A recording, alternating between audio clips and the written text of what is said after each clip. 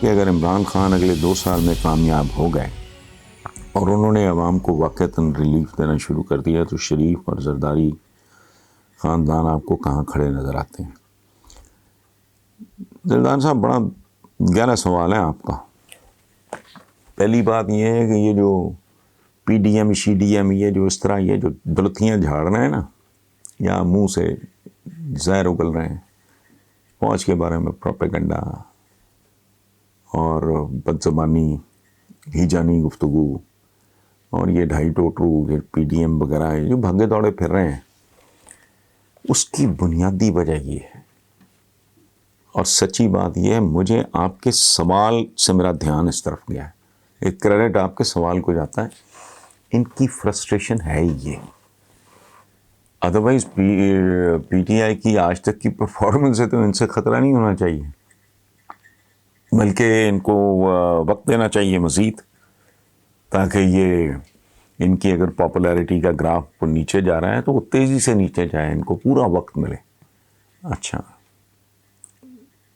تو فرسٹریشن کی وجہ کیا ہے؟ وہ فرسٹریشن نہیں ہے، خوف ہے.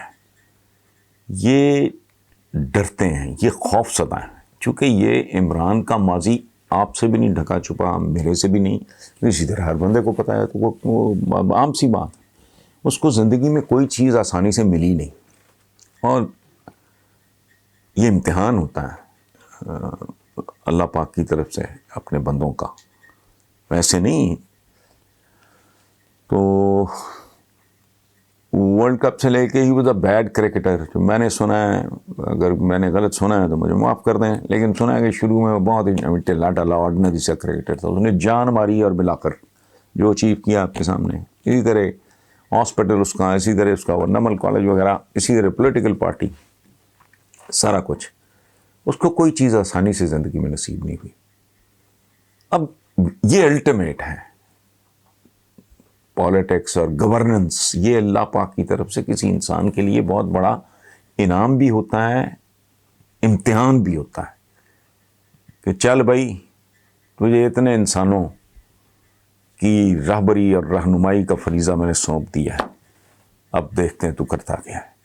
تو اس میں وہ تو جان توڑ محنت کرے گا، آخری حد تک جائے گا. مجھے ذاتی طور پہ اعتبار ہے اس بات کا. یہی بات، یہ چونکہ یہ جو گناہ میسنا کراؤڈ آئی اندر سے، یہ بہت بڑے واردات یہ ہوتے ہیں، یہ اژدہوں، سانپوں، بچھوؤں کا یہ میل سے جنم لیتے ہیں. یہ جو ہمارے ٹائپ کے پولیٹیشینز ہیں، ان کی فرسٹریشن یہ ہے کہ ابھی سے اکھاڑ دو، اگر اس نے ڈیلیور کر دیا تو ہمیشہ ہمیشہ کے لیے مر گئے. اس صورت میں جو آپ نے پوچھا ہے، آپ نے تو پوچھا ہے نا کہ یہ خاندان آپ کو کہاں کھڑے نظر آتے ہیں، تو عوان صاحب یہ دونوں خاندان مجھے کہیں بھی کھڑے تو کیا، بیٹھے یا لیٹے ہوئے بھی نظر نہیں آتے. عمران کو اگر وقت مل گیا، اور شرط یہ ہے کہ عمران ڈیلیور کر سکے، تو that is going to be the end, the end, Pakistan کے تاریک عہد کے خاتمے کا انجام. سمجھے 73 سال، 72 سال، 71 سال کی تاریک رات ختم ہو گئی، اور صبح کاذب ہوتی ہے. پہلے جھوٹی صبح کاذب، یہ میں نے نہیں اصطلاح ایجاد کی. صبح کاذب کہتے ہیں جھوٹی صبح، پھر وہ سچی صبح میں تبدیل ہوتی ہے. لیکن اس میں میرا ایک ذاتی خیال ہے، غلط ہو سکتا ہے، میں شیئر کر لیتا ہوں. عمران خان ایک بنیادی غلطی کر رہا ہے میرے نزدیک. اس کا سارا فوکس چلا گیا ہے غریب آدمی پہ. بہت اچھی بات ہے، بہت ہی اچھی بات ہے، لیکن سیدھا غریب آدمی تک پہنچنا ممکن نہیں ہے. عمران خان صاحب ہوش کرو. یہ بالکل ایسے ہے کہ تم بنیادیں مضبوط کیے بغیر، پہلی منزل تعمیر کیے بغیر تم تیسری منزل بنانا چاہو، دنیا کے سارے آرکیٹیکٹ اکٹھے ہو جائیں، انجینئرز اکٹھے ہو جائیں، یہ نہیں ہو سکتا. پہلی منزل بنائے بغیر یا بنیادیں مضبوط بنائے بغیر کو آپ دوسری منزل بنا لو، کیسے ہو سکتا ہے؟ اگر ہو سکتا ہے تو تم بھی کر لو بھائی. یہ جو بہت آپ کا ضرورت سے زیادہ فوکس، یہ ایک مرحلہ وار پروگرام ہوگا. یہ ذہن میں رکھنا. رحم مادر میں بچے کی تشکیل کا پروسیس کسی کو کہو، عمران خان صاحب آپ کو بتائے کیا ہوتا ہے. وہ پورے کا پورا گڑا پکڑ کے نہیں بن جاتا بچہ. اس کی باقاعدہ مرحلہ وار ایک خاص سٹیج پہ جا کے اس کے ہارٹ کو کرنٹ ملتا ہے، دل میں دھڑکن. پہلے دن تھوڑی، یا دوسرے دن، یا 10ویں دن. کسی بھی معاشرے کی، ہمارے جیسے ٹائپ کے معاشروں کی ریڑھ کی ہڈی ہوتی ہے مڈل کلاس. آپ کا ووٹ بینک بھی بنیادی طور پہ وہی ہے. اس کو آپ اگنور کر رہے ہو، اس کو آپ تباہ کر رہے ہو، اس کو آپ کمزور کر رہے ہو، اس کو آپ متنفر کر رہے ہو. مرحلہ وار جاؤ. جب تک مڈل کلاس متوسط طبقہ نہیں سنبھلتا. ابھی میں یہ ایک عالمی ادارے کی رپورٹ ابھی 2-3 دن پہلے میں نے اس پہ کالم بھی لکھا ہے، وہی کسی کو پڑھا دیں کہ آج سے 10 سال پہلے پاکستان میں مڈل کلاس کتنی تھی اور آج کتنی ہے. کتنا واضح فرق آ چکا ہے. وہ برباد ہو رہے ہیں. یہی ریڑھ کی ہڈی ہے. یہ یاد رکھنا. یہ جو سارا فوکس ادھر چلا گیا نا، ضرور کرو. یہ جو کھانے کے ڈبے اور فلانا تو اپنا گاہیں، یہ وہ سارا بہت اچھا کام ہے. میں آئی ایم ناٹ، لیکن میں نے کبھی پرائم منسٹر عمران خان کے منہ سے یہ نہیں سنا کہ میری پڑھی لکھی مڈل کلاس جو ہے وہ مجھے اس کے بھی دکھ کا احساس ہے. آپ بتائیں مجھے.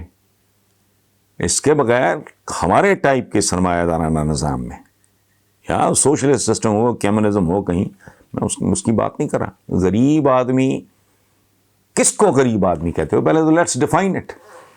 مڈل کلاس کے لوگوں کی زندگی بہت اذیت میں ہوتی ہے. وہ تو بچے کرائے پہ بھی چلا دیتے ہیں. اس بات سے لڑنا ہوگا، بالکل ٹھیک ہے، آپ ضرور لڑو. ان کے بچے بھی اسکولوں میں جائیں، بہت ضروری بات ہے. لیکن سفید پوش آدمی ہے جو، اس کی زندگی سے زیادہ اذیت ناک زندگی اس ملک میں کسی کی نہیں ہے. جس نے بچوں کو پڑھانا بھی ہے، جس نے کوئی شادی بیاہ کو رکھ رکھاؤ کو جینا مرنا، سفید پوشی بھی بھرم بھی، وہ نہ کسی سے مانگ سکتا ہے،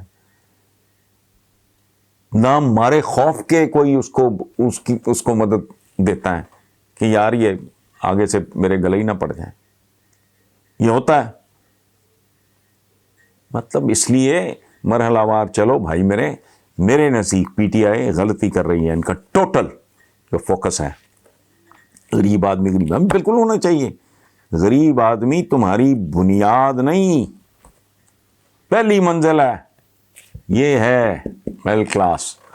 اور آپ جہاں پہنچے بھی انہی کی جوتیوں کے طفیل ہو. یہ یاد رکھنا. بہرحال باقی مرضی. ریاست کے اندر قوانین بنانا تو آسان ہے، مگر ان قوانین پہ عمل درآمد کرانا حکومت اور حکومتی مشینری کے لیے اتنا مشکل کیوں ہے؟ آپ اس ریاست کو کمزور دیکھتے ہیں یا پھر عوام کے شعور کو کمزور دیکھتے ہیں؟ مجاہد صاحب آپ کی دونوں باتیں درست ہیں. اصل میں قانون بنانا اس کی تو حیثیت ہی کوئی نہیں ہے. یہ قانون سازی، یہ کیا سازی ہے؟ یہ کون سے سقراط بقراط افلاطون اور ارسطو بیٹھے ہیں اسمبلی میں؟ کیا بنانا قانون؟ کس دنیا میں بات کر رہے ہو بھائی؟ 2021 میں قانون سازی؟ کیا قانون سازی ہے؟ پوری دنیا، ایک ہلکا سا اشارہ کرو، پوری دنیا کے آئین سامنے پڑے ہیں. کیا توپ چلا رہے ہو تم؟ ایک قانون سازیاں وادیاں جو ہے نا، یہ اب ڈھکوسلا ہے. ہم چونکہ عجیب طرح کے لوگ ہیں، ہمارا مائنڈ سیٹ ہی بہت عجیب ہے. مجھے تو آج تک سمجھ ہی نہیں آئی ہم لوگ کیسے سوچتے ہیں. میں 2 مثالیں آپ کو دیتا ہوں. مثلا جامع مسجد دہلی کے سامنے مزار ہے سرمد شہید کا.